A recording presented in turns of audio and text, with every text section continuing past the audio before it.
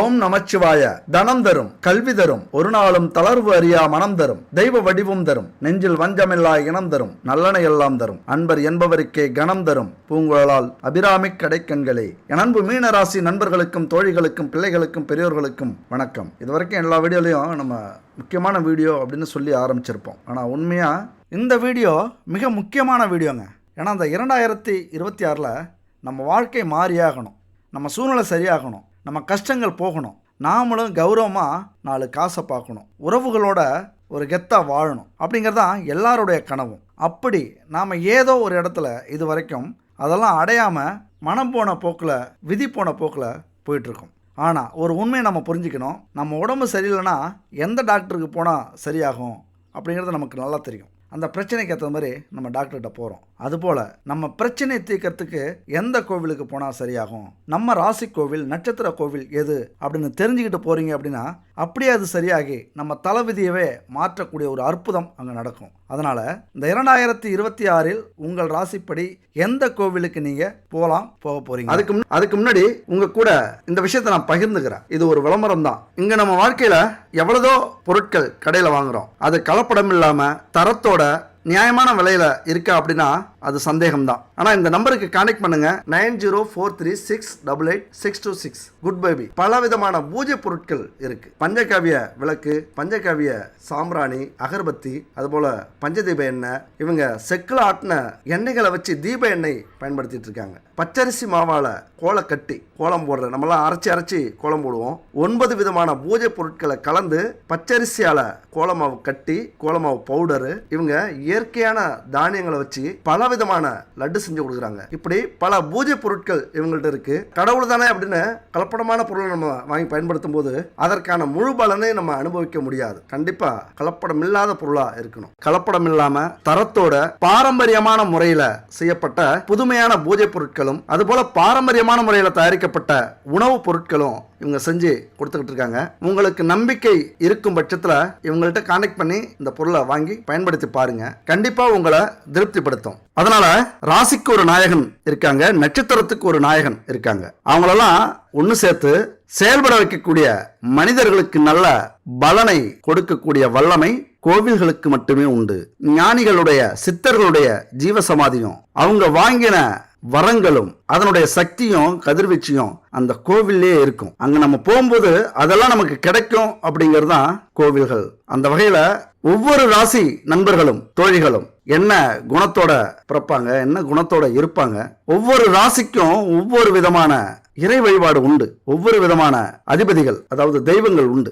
எல்லாரையும் நம்ம போய் கும்பிட்டு இருக்க முடியாது. எல்லாரையும் கும்பிட்டாலும் அதற்கான பலன் கிடைக்கிறத விட நம்ம ராசிக்கான, நம்ம லக்னத்துக்கான, நம்ம நட்சத்திரத்துக்கான தெய்வங்களை கும்பிடும்போது, கோவில்களுக்கு போகும்போது அதனுடைய எனர்ஜி நமக்கு கண்டிப்பா கிடைக்கும். அதனுடைய கதிர்வீச்சு தாக்கம் நமக்கு கண்டிப்பா கிடைக்கும். அது நமக்கு வாழ்க்கையில முன்னேறத்துக்கு ரொம்பவே உதவியா இருக்கும். அதனால ராசிகளுடைய ஆதிக்கம் எப்படி இருக்குமோ அது மாதிரி நட்சத்திரங்களுடைய ஆதிக்கத்தையும் நம்ம தெரிஞ்சுக்கணும். அது மாதிரி லக்னங்களுடைய ஆதிக்கத்தையும் நம்ம தெரிஞ்சுக்கணும். அப்ப தெரிஞ்சுக்கும் போது துல்லியமா நம்முடைய வாழ்க்கை எந்த காலகட்டத்தில் என்ன நடக்கும் வாழ்க்கைக்கு நல்லாவே தெரிஞ்சுக்கலாம். அந்த வகையில கோவில எப்படி முன்னோர்கள் நமக்கு கொடுத்தாங்களோ அது மாதிரி நட்சத்திரத்தின்படி என்ன கோவிலுக்கு நம்ம போகணும், எந்த தெய்வத்தை வணங்கணும், எந்த தெய்வத்துக்கு நம்ம விரதம் இருக்கணும், எந்த தெய்வத்தை நம்ம மந்திரம் சொல்லி பூஜிக்கணும், இதெல்லாமே நம்முடைய முன்னோர்கள் நமக்கு வரமா கொடுத்திருக்காங்க.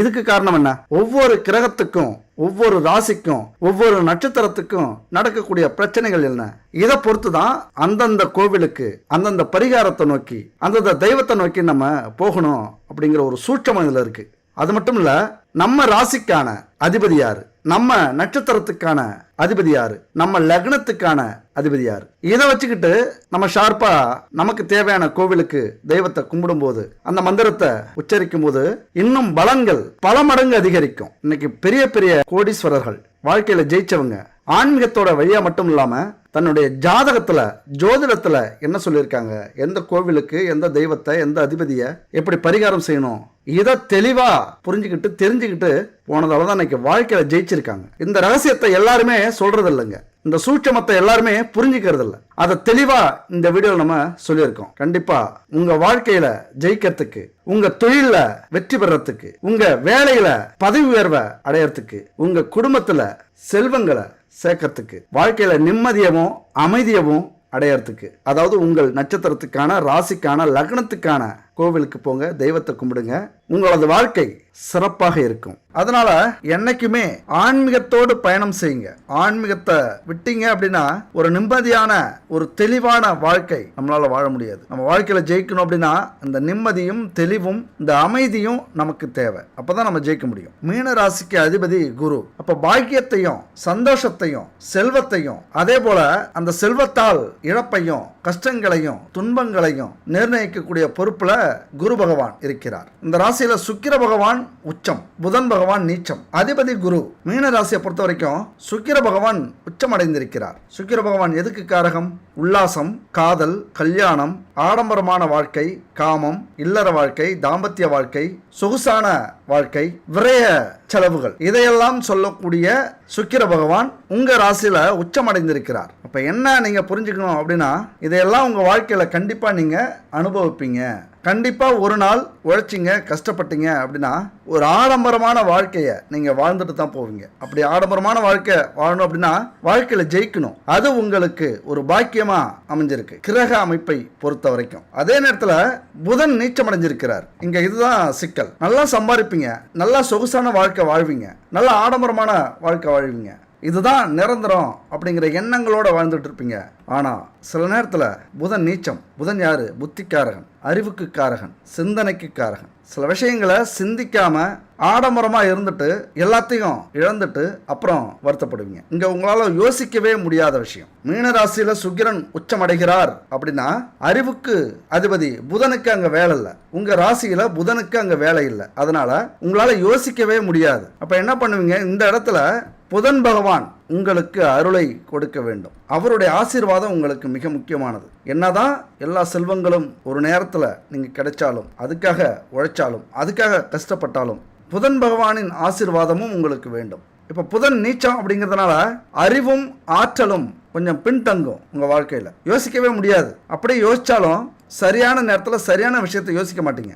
தப்பு எது ரைட்டு எதுன்னு உங்களால் டக்குன்னு சிந்திக்க முடியாது. அது கிரக அமைப்பு அப்படி. அதே நேரத்தில் அறிவிலும் ஆற்றலிலும் பின்தங்கினாலும் செல்வ செழிப்பால் உங்களுடைய வாழ்க்கை சந்தோஷமா இருக்கும். சுக்கிரனும் புதனும் மீனத்தில் அமர்ந்து நீச்ச பங்கம் அடைஞ்சிட்டா இங்க எல்லாமே கிடைச்சிடும். சிந்தனை வளமும் செல்வ வளமும் நிறைவாகி மகிழ்ச்சியாக உங்கள் வாழ்க்கை கடந்து செல்லும். மீன ராசி அப்படின்னா இது ஒரு பகல் ராசி, நீர் ராசி. அதனுடைய குணங்கள் அப்படியே உங்க வாழ்க்கையிலையும் இருக்கும். நீரால நல்ல வருமானத்தை அடையலாம். உங்கள் வாழ்க்கையில் நீரையும் மீன ராசியும் பிரிக்க முடியாது. எப்படி மீன்கள் நீரிலிருந்து வெளியில் வந்துட்டா கொஞ்சம் உயிர் வாழறது கஷ்டமாயிடுமோ, அந்த மாதிரி பஞ்சபூதங்களில் நீர் மீன ராசிக்கு மிக முக்கியமானது. அப்போ அது சம்மந்தப்பட்ட தொழில், வேலை இதெல்லாம் நீங்கள் உங்கள் வாழ்க்கையில் பயன்படுத்துகிறீங்க அப்படின்னா ரொம்ப மிகப்பெரிய முன்னேற்றத்தை உங்களால் அடைய முடியும். அதே நேரத்தில் ஆன்மீக விஷயத்தில் ரொம்ப அதிக நாட்டம் இருக்கும். திடீர்னு ஒரு நாள் மாலை போட்டுட்டு இந்த கோவிலுக்கு போகிறேன்னு சொல்லுவீங்க. நேற்று வரைக்கும் எதுவுமே பேச மாட்டீங்க.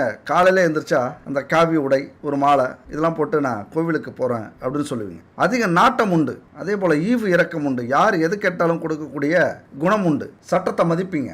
நாகரிகமாக வாழணும் அப்படின்னு நினைப்பீங்க. எதையுமே விலை உயர்ந்த பொருட்களை வாங்கணும் அப்படிங்கிற எண்ணங்கள் இருக்கும். சட்டை கூட எல்லாரும் 500-600 ரூபாயில் எடுத்து போட்டாங்கன்னா நீங்கள் 2000, 3000 ரூபா, 5000 ரூபாய்க்கு கூட எடுத்து போடக்கூடிய அந்த துணிவு உங்கள்கிட்ட உண்டு. விலை உயர்ந்த பொருட்களை, ஆடம்பரமான வாழ்க்கையை வாழணும் அப்படிங்கிறது சின்ன சின்ன விஷயத்தில் எல்லாத்துலேயும் உங்களை பார்க்கலாம். அதே நேரத்தில் கிடைச்சதை பகிர்ந்து கொடுப்பீங்க. நீனும் கொஞ்சம் எடுத்துக்க, நானும் கொஞ்சம் எடுத்துக்கிறேன், சேர்ந்து நல்லா வாழ்வோம். அது கூட பிறந்தவங்களாக இருந்தாலும் சரி, உறவுகளாக இருந்தாலும் சரி, நண்பர்களாக இருந்தாலும் சரி, இது எல்லா விஷயத்திலையும் சொத்து, பணம், வேலை, தொழில் இப்படி அதாவது எல்லாருக்கிட்டையும் கொடுத்து வாழக்கூடியவர்கள். சமுதாய முன்னேற்றத்தில் ஒரு அக்கறை. சமுதாயம் ஏன் இப்படி இருக்கு, தொண்டு செய்யணும் அப்படிங்கிற எண்ணம், ஒரு அர்ப்பணிப்பு அப்படிங்கிற குணம் மீனராசிக்கு பொதுவாகவே உண்டு. அதாவது ஆன்மீகம், தர்மம், நியாயம், சமுதாயத்தில் ஒரு அக்கறை.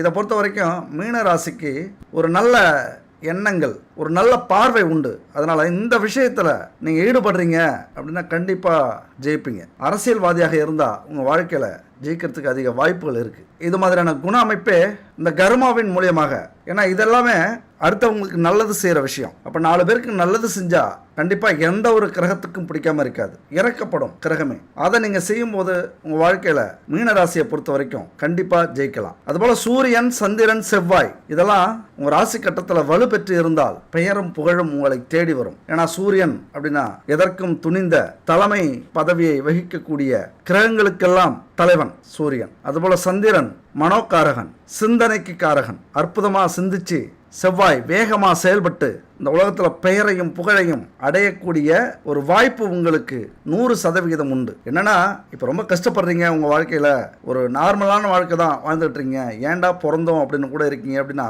உங்களுடைய வலிமை உங்களுக்கு தெரியாமல் இருக்கும் அப்படிங்கிறது தான் என்னுடைய ஒரு அபிப்பிராயம். உங்கள் வலிமை நீங்களே புரிஞ்சுக்கிட்டீங்க அப்படின்னா, உங்களுக்கு இருக்கிற திறமை நீங்களே புரிஞ்சுக்கிட்டீங்க அப்படின்னா கண்டிப்பாக உங்கள் வாழ்க்கையில் உங்களால் ஜெயிக்க முடியும். உலகளாவிய அங்கீகாரமும் உங்களை தேடி வரும். சிந்தனை வளம் அதிகமாகி ஒரு தலைவனாக அல்லது வேலையில் உயர் பதவியை அடைபவராக அல்லது தொழிலில் நம்பர் 1ஆக வரக்கூடிய வாய்ப்பு உங்களுக்கு நிறைய உண்டு. அதே நேரத்தில் புதன், சுக்கிரன், சனி வலுப்பெற்றால் இந்த பெயர், புகழ், செல்வம் எல்லாமே மறைஞ்சு போயிடும், வெளிப்படாது. புதன், சுக்கிரன், சனி இவங்களுடைய வலு அதிகரிச்சா நீங்கள் பெரிய பாக்கியத்தையும் அல்லது பெரிய புகழையும் அல்லது எதுலேயுமே வெற்றியையும் அடையிறது ரொம்ப கஷ்டமாயிடும். அப்போ நவக்கிரகத்தை பொறுத்த வரைக்கும் புதன், சுக்கிரன், சனியை கண்டிப்பாக நீங்கள் வணங்கணும். அதனுடைய அருள் கண்டிப்பாக உங்களுக்கு தேவை. எந்த முயற்சி எடுத்தாலும், எந்த செயல்கள் ஆரம்பித்தாலும் தோல்வியை சந்திக்கக்கூடிய காலகட்டம் வரும். இப்படிலாம் நடக்குதுங்கிற நொந்து கொள்ளும் நிலை கூட ஏற்படலாம். புதன், சுக்கிரன், சனி வலுப்பெறும்போது வேலை செய்யணுங்கிற எண்ணமே வராது, தொழில் செய்யணுங்கிற எண்ணமே வராது, வாழ்க்கையில் முன்னேறணும் அப்படின்னு நினைக்கவே மாட்டீங்க. சோர்ந்து போய் படுத்தா தேவலை, கொஞ்சம் ஓய்வெடுத்தா தேவலை, என்னடா வாழ்க்கை இது, இதுக்கு மேலே ஃபஸ்ட்லேயே இருந்தா அப்படின்னு நினைக்கக்கூடிய எண்ணத்தை உருவாக்கும், செயல் இழக்க வச்சிரும். வாழ்க்கையில் நீங்கள் ஜெயிக்கணும் அப்படின்னா சூரியன், சந்திரன், செவ்வாய் வலுப்பெற்று இருக்கணும். இல்லைனா உங்களுடைய ஆன்மீக பயணத்தால் வலுப்பெறச் செய்யணும். அதுதான் மதி. விதி உங்கள் ஜாதகத்தில் புதன், சுக்கிரன், சனி வலுப்பெற்று இருந்தால் கெட்டது நடக்குதுன்னா உங்களது மதியால் முயற்சி பண்ணி பாருங்க. இல்லை மதியால் கூட செய்ய முடியல அப்படின்னா இறைவனே கதி. சூரியன், சந்திரன், செவ்வாயை வலுப்பெறச் செய்யுங்கள். ஆன்மீகத்தில் இறங்கி இறைவனால் முடியாதது எதுவுமே இல்லை, இந்த பிரபஞ்சத்தால் முடியாதது எதுவுமே இல்லை, இந்த கிரகங்களுக்கு தலைவர் ஈஸ்வரனால் முடியாதது எதுவுமே இல்லை. கெட்டவர்கள் எல்லாம், அரக்கர்கள் எல்லாம் தவம் இருந்து வரம் கொடுத்த ஈஸ்வரன் நியாயத்துக்காக போராடுற நமக்கு அந்த வரத்தை கண்டிப்பாக கொடுப்பார். கெட்டவங்களுக்கே கொடுக்கிற மனம் கொண்ட ஈஸ்வரன் நல்ல மனசு கொண்ட நமக்கு கண்டிப்பாக அவருடைய அருள் கிடைக்கும். நம்ம வாழ்க்கையில் நம்ம கிரக அமைப்பையே மாறக்கூடிய அமைப்பை உருவாக்கும். ஏதோ ஒரு விதத்தில் ஏதோ ஒரு கிரகம் நம்மளை தூக்கி விடுற அளவுக்கு அந்த அமைப்பை ஏற்படுத்துவார். இந்த ராசியில் பிறந்தவங்க பெரும்பாலும் ஆசிரியராக, எந்த ஒரு விஷயத்தையும் சொல்லிக் கொடுப்பவராக, அடுத்தவங்களுக்கு ஒரு வழிகாட்டியாக, முன் உதாரணமாக வாழ்ந்து காட்டுவீங்க. எந்த ஒரு வேலையிலையும் தொழிலையும் தலைமை பதவியை, அந்த தொழிலையே முன்னேற்றத்துக்கு அழைத்து செல்லக்கூடிய, அரசியல் கட்சியில் இருந்தீங்கன்னா அந்த அரசியல் கட்சியையே முன்னேற்றத்துக்கு அழைத்து செல்லக்கூடிய ஒரு ஆலோசகராக இருப்பீங்க. மதிப்பையும் மரியாதையும் பெற்று உங்களது திறமையை காட்டக்கூடிய இடத்துல இருப்பீங்க. தரம் தாழ்ந்த சிந்தனை உங்கள்கிட்ட எப்பொழுதுமே இருக்காது. உங்களது சிந்தனையில் கூட ஒரு உயர்வு இருக்கும். மானம் தான் உங்களுக்கு முக்கியம், கௌரவம் தான் முக்கியம், உயிர் போனால் போகுது அப்படின்னு சொல்லக்கூடியவர்கள். நல்லவங்களை மதிக்கிறதுலையும், நல்லவங்கள்ட்ட தொடர்பு வச்சுக்கிறதுலையும், அவர்கள்ட்ட உறவு வச்சுக்கிறதுலையும் ரொம்பவே ஆர்வம் கொண்டவர்கள். இந்த நடனம், நாட்டியம், கலை, பாட்டு, வாத்தியம் இது எல்லாத்துலேயுமே உங்களுக்கு விருப்பம் இருக்கும். ஏன்னா குரு பகவானுக்கு காரகத்துவம் இதெல்லாமே கலைகளுக்கு சொந்தக்காரர். இதை வளர்க்குறதுலையும், இதை கற்றுக்கிறதுலையும் அல்லது இதில் ஈடுபட்டு செல்வம், புகழ் சம்பாதிக்கிறதுலையும் உங்களுக்கு ஆர்வம் இருக்கும். அந்த பாதையில் போனீங்க அப்படின்னா கண்டிப்பாக மிகப்பெரிய வெற்றியும் இருக்கும் உங்கள் வாழ்க்கையில். இங்கே லக்னாதிபதி நீச்சம் பெற்று, வியாதிபதி வலுப்பெற்று, சந்திரனும் பலமிழந்து காணப்பட்டால் கொஞ்சம் பல பேரை எதிர்க்க வேண்டிய சூழ்நிலை ஏற்படும். பல பேரை எதிர்த்து கெட்ட பேரை சம்பாதிப்பீங்க. அதுபோல் சட்டத்துக்கு புறம்பான வேலைகள் செஞ்சு அரசாங்க தண்டனைக்கு ஆளாகக்கூடிய அமைப்பு ஏற்படும். வாழ்க்கையில் அவமானங்கள், துன்பங்கள், கஷ்டங்கள் இதெல்லாம் ஏற்படக்கூடிய அமைப்பு உருவாகும். உங்கள் கிரக அமைப்பு எப்படி இருக்குன்னு பாருங்கள். எப்பொழுதுமே ஆன்மீக பயணத்தில் பயணிச்சிங்க அப்படின்னா எந்த ஒரு கெட்ட நேரமாக இருந்தாலும், தோஷங்களாக இருந்தாலும் அது எல்லாமே செயலிழந்து போகும். ஆன்மீகத்தோடும் வாழ்க்கையில் நேர்மையோடும் மீனராசி நண்பர்கள் நடப்பது, உழைப்பது இதெல்லாமே ரொம்ப முக்கியம். உங்கள் ஜாதகத்தில் சனி வலுப்பெற்று இருந்தால் 20 வயசுக்குள்ளாரே நல்லா படித்து நல்ல ஒரு வேலை இல்லைன்னா நல்ல ஒரு தொழில் இதெல்லாம் அமைச்சுப்பீங்க. புதன் திசை வரும்போது தாம்பத்திய வாழ்க்கையில சொகுசான வாழ்க்கை உங்களுக்கு கிடைக்கும். உங்களது துணையால உங்க வாழ்க்கை முன்னேற்றம் அடையும். உங்களது துணை வந்ததுக்கு அப்புறம் சில ஆயிரங்களே பார்க்காத நீங்க லட்சக்கணக்கில் பார்க்க ஆரம்பிச்சிருவீங்க, கோடிக்கணக்கில் பணத்தை பார்க்க ஆரம்பிச்சிருவீங்க அந்த புதன் திசையில. உங்க வாழ்க்கையில கண்டிப்பா உங்களது துணை உங்கள் வெற்றிக்கு நீங்க ஜெயிக்கிறதுக்கு மிக முக்கியமானவராக இருப்பாங்க, கணவனோ மனைவியோ. 37 வயசுக்கு அப்புறம் நீங்க சந்திக்க போற கேது, சுக்கிரன், சூரியன் இவங்க எல்லாருமே உங்களுக்கு ஒத்துழைப்பா இருப்பாங்க. உங்கள் வாழ்க்கைக்கு உங்கள் முன்னேற்றத்திற்கு உங்களுக்கு துணையாக இருக்கக்கூடிய கிரக அமைப்புகள் இதெல்லாமே உங்கள் வாழ்க்கையில் என்ன குறிக்கோளோடு நீங்கள் பயணிக்கிறீங்களோ அதை எட்ட வைக்கக்கூடிய வாய்ப்பை கொடுக்கக்கூடியவர்கள் இந்த கேது, சுக்கிரன், சூரியன். அதுபோல் 5 குடையவன் சந்திரனும் 9 குடைய செவ்வாயும் மீனராசி நண்பர்களுக்கும் தோழிகளுக்கும் முன்னேற்றத்தில் முக்கியமான பங்கு வகிக்கும் காரணமாக இருக்கும். மனதுக்கு சொந்தக்காரன் சந்திரனும் சுறுசுறுப்பா செயல்பட ஆரம்பிச்சிருவாரு. செவ்வாய் வேகமா செயல்பட ஆரம்பிச்சிருவாரு. அதுபோல குரு ஒரு அற்புதமான சிந்தனையோடு செயல்பட ஆரம்பிச்சிருவார். குரு பகவான் உண்மையாக உங்கள் வாழ்க்கையில் தங்கம்டா, அவர் மனிதருள் மாணிக்கம் அப்படின்னு பேச வைக்கக்கூடிய கிரக அமைப்புகள் இதெல்லாம். எப்பொழுதுமே மீனராசி நண்பர்களுக்கும் தோழிகளுக்கும் ஒன்று சொல்கிறேன், எந்த காரணத்தை கொண்டும் சட்டத்துக்கு புறம்பா எந்த ஒரு வேலையையும் தொழிலையும் செய்யாதீங்க. ஏன்னா உங்கள் அதிபதி தேவகுரு, அவருடைய குணம் அப்படியே உங்களுக்கு இருக்கணும். ஆன்மீக சிந்தனையோட இந்த உலக டெக்னாலஜியை, அறிவியலை பயன்படுத்துங்க. இங்கெல்லாம் ஆன்மீகத்தையும் அறிவியலையும் பிரித்து பார்த்து வீணடிச்சுக்கிட்டு இருக்காங்க. ஆன்மீகம் பெற்ற குழந்தை தான் அறிவியல். இதை புரிஞ்சுக்கிட்டீங்க அப்படின்னா அறிவியல் வேறு அல்ல, ஆன்மீகம் வேறு அல்ல, ரெண்டுமே ஒண்ணுதான். ஆன்மீகம் வரமிருந்து பெற்ற பிள்ளை அறிவியல். அதனால ஆன்மீகத்துல ஆழ்ந்து இருங்கள், அறிவியல்ல வாழ்ந்து காட்டுங்க. இந்த டெக்னாலஜியை மீனராசியை பொறுத்த வரைக்கும் பயன்படுத்திட்டீங்க அப்படின்னா மிகப்பெரிய வெற்றியை உங்களால சம்பாதிக்க முடியும். எல்லா கிரகங்களும் ஒட்டுமொத்தமா இணையும் போது தான் நல்ல பலனை கொடுக்க முடியும். 9 நவக்கிரகங்கள் இருக்குல்ல, எல்லா கிரகமுமே முக்கியம். அதுபோல் எல்லா ராசிகளும் நமக்கு முக்கியம், எல்லா ராசி கட்டமும். நீங்கள் என்ன சொல்லலாம், நீங்கள் மீன ராசி மட்டும்தான் அப்படின்னு நினைக்கலாம். ஆனால் உங்கள் ராசி கட்டத்தில் பார்த்தீங்கன்னா எல்லா ராசியுமே வரும். அப்போ எல்லா ராசியும் முக்கியம், எல்லா ராசி அதிபதிகளும் முக்கியம், எல்லா நவக்கிரகங்களும் முக்கியம். அதனால் கிரகங்களை தனித்தனியாக பிரித்து பார்க்காம சேர்த்து வழிபடுங்க. எங்கே போனாலும் எல்லா நவக்கிரகங்களும் நம்ம வாழ்க்கையில் மிக மிக முக்கியமான ஒரு இடத்தை பிடிக்கக்கூடியது. 9 கிரகங்கள் இல்லை அப்படின்னா நம்ம வாழ்க்கையே இல்லை. 9 கிரகங்களுடைய அந்த தாக்கம் நம்ம வாழ்க்கையில் ஒவ்வொரு நிமிஷமும் நம்மளை கடத்தி போயிட்டே இருக்கு. ஒரு கிரகம் நம்மளை இறக்கி விடும், அதே கிரகம் கொஞ்சம் காலம் கழிச்சு நம்மளை தூக்கி விடும். ஒரு கிரகம் தூக்கி விடும், அதே கிரகம் கொஞ்சம் காலம் கழிச்சு நம்மளை இறக்கி விடும். அது கிரக அமைப்பு, அது விதி, அது கர்மா. அதனால தான் எல்லா கிரகங்களுமே நமக்கு நம்ம வாழ்க்கையில் மிக முக்கியமானது.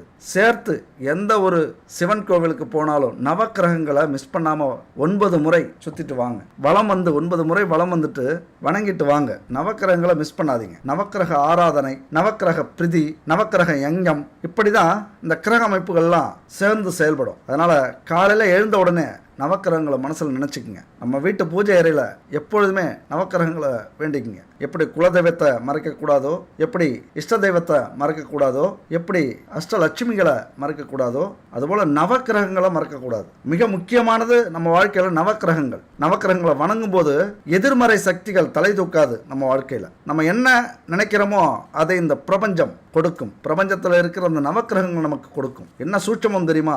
என்னதான் நம்ம தெய்வங்கள் இருந்தாலும், அதிபதிகள் இருந்தாலும், இந்த நவக்கிரகங்களும் மனசு வைக்கணும் நம்ம வாழ்க்கையை மாற்றத்துக்கு. மனுஷனுக்கு பரிகாரமே இல்லை, விதிக்கப்பட்ட விதி தான் வாழ்க்கை முழுவதும், அதை கடந்து தான் ஆகணும், அதை அனுபவிச்சு தான் ஆகணும் அப்படின்னு சில புத்திசாலிகள் சொல்றது உண்டு. ஆனாலும் இது எல்லாத்தையுமே படைச்சது இறைவன் தான், விதியவும் மதியவும் கதியவும். அதனால பரிகாரங்கள் அப்படிங்கிறது உண்மை, உழைப்பு, தொண்டு, இந்த 3 விஷயமும் இருந்தது அப்படின்னா உங்க வாழ்க்கையில கண்டிப்பா நீங்க ஜெயிப்பீங்க. ஒரு மனுஷனுக்கு வாழ்க்கையில இந்த 3 விஷயம் தான் முக்கியம். இந்த 3 விஷயம் இல்லாத மனுஷன் எல்லாமே சந்தோஷமா தான் இருக்காங்க. எதிரிகள் இல்லா, கடன் இல்லா, நோய் இல்லா மனிதர்கள் வாழ்க்கையில சொர்க்கத்தை அனுபவிச்சுட்டு இருக்காங்க. அதெல்லாம் நமக்கு பிரச்சனை இருக்கு அப்படின்னா இறைவன் தான் ஒரே வழி. உங்க வாழ்க்கையில நீங்க நல்லதை அனுபவிக்கணும், நல்லதை செய்யணும், கட்டுப்பாட்டோட வாழணும் அப்படின்னா அதுக்கு ஒரே வழி ஆன்மீகம் தான். நம்முடைய முன்னோர்கள் ஆன்மீகத்தை தான் முதல்ல எடுத்து வைக்கிறாங்க. தவறு செஞ்சாலும் நல்லது செஞ்சாலும் இது மனுஷனுடைய இயல்பு.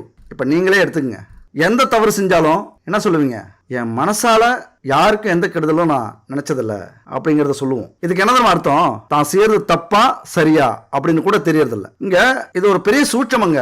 நம்ம செய்யறதுல எதுங்க தப்பு எதுங்க சரி அப்படின்னு கண்டுபிடிக்கவே முடியாது. இப்ப ஒருத்தவங்களை அடிக்கிறோம் அப்படின்னாலே அது தப்பா ரைட்டான்னு கூட நம்ம சிந்திக்கக்கூடிய நேரம் இருக்காது. நல்லதுக்காக அடிக்கிறோமா, கெட்டதுக்காக அடிக்கிறோமா, அவன் தப்பு செஞ்சதுக்காக நம்ம அவன் அடிக்கிறோமா, இல்ல நம்முடைய கோபத்துக்காக நம்முடைய வலிமையை காட்டுறதுக்காக நம்ம அடிக்கிறோமா, இங்கதான் தப்பு ரைட்டு அப்படின்னு பாக்குறோம். ரொம்ப குழப்பம் இருக்கு இந்த விஷயத்துல, எது சரி எது தப்பு அப்படின்னு பல விஷயங்களை நம்ம ஆராய்ச்சி பண்ணிட்டு இருக்க முடியாது. வாழ்ற வாழ்க்கையில ஓடுற ஓட்டத்துல தப்போ ரைட்டோ போயிட்டே இருப்போம். ஆனா யார் ஒருத்தன் செய்யக்கூடிய ஒவ்வொரு செயலிலும் நடந்து போறது இயற்கை, ஆனா கீழே ஒருத்த பார்த்து எறும்பு கூட்டம் போகுதா, ஏதாவது ஜீவன் நடந்து போகுதா, அதை மிதிக்காம போகணும் அப்படின்னு நினைச்சா அது மிகப்பெரிய ஒரு நல்ல விஷயம். அப்ப இதை எல்லாரும் நம்ம கவனிக்கிறது இல்ல. என்னதான் நம்ம புண்ணியம் செஞ்சாலும் ஒரு பறவைகள் கூண்டையோ அல்லது ஒரு எறும்புகள் கூட்டத்தையோ கலைச்சோம் சிதைச்சோம் அப்படின்னா அது கூட பாவம் தான். ஆனா அந்த பாவத்தினுடைய அளவு இருக்கு, பெருசா சின்னதா அப்படிங்கிறது. அப்ப இந்த விஷயத்துல இருந்து நம்ம தப்பிக்கணும், அதுக்கு பரிகாரம் தேடணும் அப்படின்னா ஒரே இடம் கோவில் தான், தெய்வம் தான், ஆன்மீக வழிதான். இப்ப எப்போதுமே நம்ம என்ன பண்ணுவோம், நாம செய்யற தப்பு நியாயமா அநியாயமா அப்படிலாம் பார்க்க வேண்டியதில்லை. ஏன்னா யார் பார்க்கறாங்க, அதுக்கு சாட்சி இல்லை இப்படின்னு நினைச்சுக்கிறது. எந்த தப்பு செஞ்சாலும் அதை மறைக்க முயற்சி பண்றது. தப்பு செய்யறது கூட தப்பு இல்ல, தப்பு செஞ்சதை மறைக்கிறாங்களா அது மிகப்பெரிய தப்பு. அதுக்கெல்லாம் பரிகாரமும் இல்ல, வழிபாடும் இல்லை. ஏன்னா கர்மாங்கிறது மிக சூட்சமமான ஒரு விஷயம். பாவங்கள் செஞ்சா கேள்வி கேட்கும், தர்மம் செஞ்சா அந்த கேள்விக்கு பதில் சொல்லும். இப்ப யாருமே பார்க்காம செய்யற தப்பு எப்படி தெரியுமா இருக்கும், ஒரு கோவில்ல ஒரு மனுஷன் வரிசையில் நிக்கிறாங்க உண்டியல்ல காசு போடுறதுக்கு. அப்ப அவன் என்ன பண்றான்னா நல்ல நோட்டெல்லாம் எடுத்து வச்சுட்டு பார்த்து அந்த 100 ரூபா ஒரு கிழிஞ்ச நோட்டை அந்த உண்டியல்ல போடுறான். பின்னாடி இருந்தவர் ஒருத்தர் கூப்பிடுறாரு, கூப்பிட்டு அந்த பணத்தை கொடுக்குறாரு. பணத்தை பார்த்தா 500 ரூபாய். ஆஹா, நம்ம கையால போட சொல்றாரு இந்த பணத்தை அப்படின்ட்டு அந்த 500 ரூபாயும் போட்டுறாங்க. திரும்பி என்னங்க என்ன போட சொல்லிட்டீங்க, நீங்களே போட்டுருக்கலாமே அப்படின்னு கேட்கறாங்க. இல்லைங்க அது ஏன் பணம் இல்ல, உங்க பாக்கெட்ல இருந்து கீழே விழுந்தது, அதை நீங்க கவனிக்கல, அதான் எடுத்து கொடுத்தோம் அப்படின்னா. அப்ப கிழிஞ்ச நோட்டை போட நினைச்ச அந்த மனுஷனுடைய 500 ரூபாய் நல்ல நோட்டு உண்டியலுக்கு போயிருக்கு. அப்ப இதுக்கு யார் காரணம், யாருமே பார்க்கல அப்படின்னு நினைச்சாலும் ஆனா உண்மையாங்க நமக்கு மேல ஒரு சக்தி இருக்கிறது நிரூபிக்கப்படுதுல, அதுதான் வாழ்க்கை. யாருமே பார்க்கல அப்படின்னு நம்ம செய்யற தப்புக்கள் நம்முடைய கர்மாவா அங்க சேர்க்கப்பட்டிருக்கு. அதனால நாம உழைச்சா நம்ம முன்னேற போறோம், இதுல எங்க ஆன்மீகம் வருது, இதுல எங்க கடவுள் வருது, இதுல எங்க நவக்கிரகங்கள் வருது அப்படின்னு நினைச்சீங்க அப்படின்னா அதுக்கெல்லாம் பதில் சொல்ல முடியாது. இது எல்லாமே சேர்ந்ததுதான் நம்மளுடைய வாழ்க்கை. இந்த பூமியில எல்லாமே நமக்கு தேவை. இந்த நவக்கிரகங்கள் இந்த பூமியில பஞ்சபூதங்கள் வழியா நமக்கு அந்த ஆற்றலை கொடுக்குது. இது எத்தனை பேர் புரிஞ்சிருப்பீங்க அப்படின்னு தெரியல. நிலம், நீர், காற்று, நெருப்பு, இந்த 9 நவக்கிரகங்களும் இதுல அடங்கிடும். நிலராசி, நீர் ராசி, நெருப்பு ராசி, இப்படி 5 பஞ்சபூதத்திலையும் இந்த ராசிகள் அடங்கும். மீன ராசியை பொறுத்த வரைக்கும் நீர் ராசி. அதனாலதான் நவக்கிரகங்கள் வணங்குறது ரொம்ப ரொம்ப முக்கியம். அடிக்கடி சின்ன பிள்ளைத்தனமா ஏதாவது செஞ்சு சிக்கல்ல மாட்டிப்பீங்க. தனுசு ராசியில பிறந்தவங்களே அப்படிதான், அதே போல மீன ராசியில பிறந்தவங்களும் அப்படிதான். ஏன்னா தனுசுக்கும் மீனத்துக்கும் அதிபதி குரு பகவான். அதே நேரத்தில் மீன ராசியில பிறந்தவங்க சூழ்நிலைக்கு ஏற்ற மாதிரி செயல்பட்டு புத்தி கூர்மையோட செயல்பட்டு வாழ்க்கையில ஜெயிக்கணும் அப்படிங்கறது முயற்சி இருந்துகிட்டே இருக்கும். யாரையாவது ஒருத்தவங்களை நீங்க எதிரி ஆக்கிடுவீங்க நீங்க ஜெயிக்கணுங்கிறதுக்காக. ஏன்னா 1000 நண்பர்கள் இருந்தாலும் ஜெயிக்க முடியாத நம்ம வாழ்க்கை, ஒரு எதிரி இருந்தா நம்ம ஜெயிச்சு காட்டலாம். அதனாலதான் சொல்றது எதிரி வேணும் அப்படின்ட்டு. அதுபோல தனக்காரகரான குருவின் ராசியில நீங்க பிறந்திருக்கிறதுனால பணத்தை விட மனம்தான் பெருசு அப்படின்னு நினைப்பீங்க. அதே நேரத்தில் பணம் பெருசு அப்படின்னா அதுக்காக எந்த உறவை வேணாலும் இழக்கிறதுக்கு ரெடி ஆயிடுவீங்க. இதுதான் சுற்றமும். யாராவது உங்களை அவமானப்படுத்தினா, ஒதுக்கி வச்சா, உங்களுடைய கௌரவத்துக்கு பாதிப்பா இருந்தா இந்த இடத்துல உறவுகளை தூக்கி எறிஞ்சிட்டு பணத்துக்கு முன்னுரிமை கொடுப்பீங்க. பணம் தான் வாழ்க்கை அப்படின்னு முடிவு செஞ்சு அது பின்னாடி ஓட ஆரம்பிச்சிருவீங்க. அதுபோல வாக்குஸ்தானத்துக்கு அதிபதி செவ்வாய், 9ஆம் அதிபதியாகவும் வராரு செவ்வாய் பகவான். அப்போ 9ஆம் இடத்தை பாக்கியஸ்தானம் அப்படின்னு சொல்லுவாங்க. அதனாலதான் வாக்கினால் சம்பாதிக்கக்கூடிய வாய்ப்பு உங்களுக்கு உண்டு. எதுவாக இருந்தாலும் பேசியே நீங்கள் சம்பாதிப்பீங்க. பேசினாலே உங்களுக்கு வெற்றி உண்டு. நீங்கள் பேசுகிற பேச்சு ஒரு விதத்தில் அது உண்மையாக நடக்க ஆரம்பிக்கும், ஒரு விதத்தில் அது நல்லது, உங்களுக்காக நல்லது செய்யும். பேசிய பணம் சம்பாதிக்கக்கூடிய அமைப்பை கொடுக்கும். அடுத்து பார்த்தோம்னா பூர்வ புண்ணிய ஸ்தானம் அப்படின்னு சொல்லக்கூடிய 5ஆம் இடத்துக்கு அதிபதி சந்திரன் வருகிறார். குழந்தை பிறந்துட்டா உங்கள் வாழ்க்கை தரம் உயர்ந்து நிற்கும். அதுக்கப்புறம் ஆட்டோமேட்டிக்காக நீங்கள் ஜெயிக்கிறத உங்களால் பார்க்க முடியும். அதனால தான் ஒவ்வொரு காலகட்டத்திலையும் உங்களது முயற்சி மட்டும் விடாதீங்க. வாழ்க்கையில் ஏனோ தானோன்னு வாழ்றீங்க அப்படின்னா திருமணத்துக்கு அப்புறம் சிறப்பாக இருக்கும். திருமணம் முடிஞ்சு கொஞ்சம் முன்னேற்றம் இருக்குது, பெரிய முன்னேற்றம் இல்லை அப்படின்னா குழந்தை பிறந்ததுக்கு அப்புறம் முன்னேற்றம் இருக்கும். அதுக்கப்புறமும் முன்னேற்றம் இல்லை அப்படின்னா அதுக்கப்புறம் தொழில் ஆரம்பிப்பீங்க. அப்போ இன்னும் உங்கள் வாழ்க்கை மிகப்பெரிய இடத்துக்கு போகும். அப்போ தான் உங்கள் வாழ்க்கையில் நீங்கள் ஜெயிக்க ஆரம்பிப்பீங்க. வெகு தூரத்துக்கெல்லாம் போய் நீங்கள் சம்பாதிக்கக்கூடிய அமைப்பு உண்டு உங்கள் ஜாதகத்தில். மீன ராசியை பொறுத்த வரைக்கும் வெளிநாட்டு பணமோ அல்லது வெளிநாட்டு வேலையோ வெளிநாட்டுக்கு போய் செஞ்சாலும் செய்வீங்க. இல்லைன்னா வெளிநாட்டு பணம் இங்கே வரும், இங்கே இருந்துக்கிட்டே அந்த வெளிநாட்டு வேலையை செய்யக்கூடிய அமைப்பு கண்டிப்பாக மீனராசிக்கு உண்டு. அதுபோல் 8ஆம் இடத்துக்கு உரியவன் சுக்கிரன். திடீர் பயணங்களால் திக்கு முக்காடுவீங்க. திடீர்னு உங்களுக்கு அதிர்ஷ்டங்கள் வரும். திடீர்னு வீடு கட்டுவீங்க, பங்களா கட்டுவீங்க, திடீர்னு கார் வாங்குவீங்க, திடீர்னு உல்லாச வாழ்க்கை, சந்தோஷத்தில் மிதப்பீங்க. அப்படிதான் அந்த சுக்கிர பகவான் உங்களை ஒரு ஆச்சரியப்படுத்துவார். அதுபோல் ஆயுள்காரராகிய சனி பகவான் துலாம் ராசியில் உச்சமடைகிறார். உங்களை பொறுத்த வரைக்கும் நீண்ட ஆயுள் உண்டு. ஆயுளை பற்றி கவலைப்பட வேண்டிய அவசியமே இல்லை. கவலைப்பட வேண்டியதில்லை அப்படின்னு எதுலையுமே நிதானமாக இருந்தீங்கன்னா ஓகே, அலட்சியமாக இருக்க வேண்டாம். அதுபோல் 9ஆம் இடமான பாக்கியஸ்தானத்துக்கு அதிபதி செவ்வாய் வராரு. தந்தையை வச்சு முன்னேற முயற்சி பண்ணுவீங்க. உங்களுக்கு தந்தை ஆதரவாக செயல்படுவார். உங்களை எந்த ஒரு இடத்துலையும் யாருக்கிட்டையும் தந்தை விட்டு கொடுக்க மாட்டார். நீங்களும் தந்தையை விட்டு கொடுக்க மாட்டீங்க. தந்தையால் உங்களுக்கு பூர்வீக சொத்து இருக்கிறதுக்கு வாய்ப்பு உண்டு. அப்போ நீங்கள் எந்த அளவுக்கு பிடிச்சிக்கிறீங்களோ அந்த அளவுக்கு உங்கள் வாழ்க்கையில் முன்னேற்றம் உண்டு. அதே நேரத்தில் தந்தையை சந்தேகப்படுவீங்க, நம்ம மேலே அக்கறை இல்லையோ, நம்மளை கண்டுக்கவே மாட்டேங்கிறாங்க, அண்ணன் தம்பிங்களுக்கு தான் செய்கிறாங்க அப்படின்ட்டு. ஆனால் உங்கள் கிரகப்படி பாக்கியஸ்தானத்துக்கு செவ்வாய் வர்றதுனால தந்தை உங்களுக்கு துணையாக இருப்பார். அதுபோல் 10ஆம் இடமான ஜீவனஸ்தானம், தொழில் ஸ்தானம், வேலை ஸ்தானம், அந்த இடத்துக்கு அதிபதி குரு வர்றதுனால கண்டிப்பாக சொந்த உழைப்பில் முன்னேறக்கூடிய வேலை செய்யக்கூடிய அமைப்பு உங்களுக்கு உண்டு. உங்கள் வாழ்க்கையில் சுயமாக நீங்கள் சம்பாதிப்பீங்க, யாருடைய துணையும் இல்லாமல். 10ஆம் இடத்துக்கு குரு பகவான் அதிபதியாக இருக்கார், செல்வங்களுக்கு அதிபதி.